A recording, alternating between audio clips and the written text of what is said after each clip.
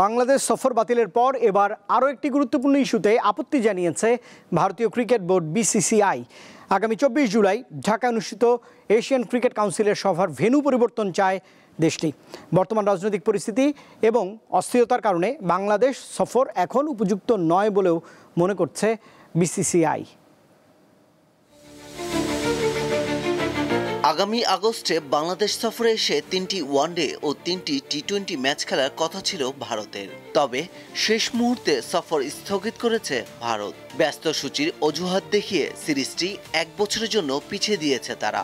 নতুন সূচি অনুযায়ী সিরিজটি অনুষ্ঠিত হতে পারে ২০২৬ সালের সেপ্টেম্বরে।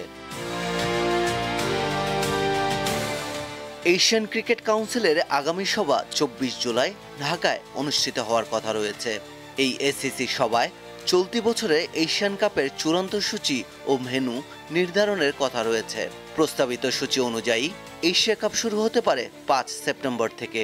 সবচেয়ে আলোচিত ভারত পাকিস্তান ম্যাচটি হতে পারে ৭ সেপ্টেম্বর। ঢাকায় অনুষ্ঠিত এসিসির ভেন্যু পরিবর্তনের দাবি জানায় ভারতীয় ক্রিকেট বোর্ড বিসিসিআই। দাবি মানা না হলে ভারত এই সভা থেকে নিজেদের নাম প্রত্যাহার করে নিতেও পারে বলে জানিয়েছে দেশটির ক্রিকেট প্রশাসন।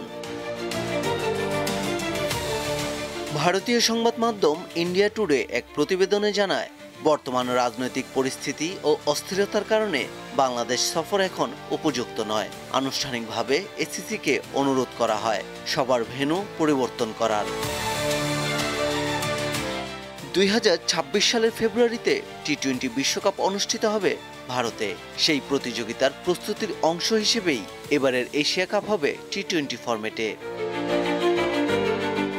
পারভেজ খোকন, দীপ্ত স্পোর্টস।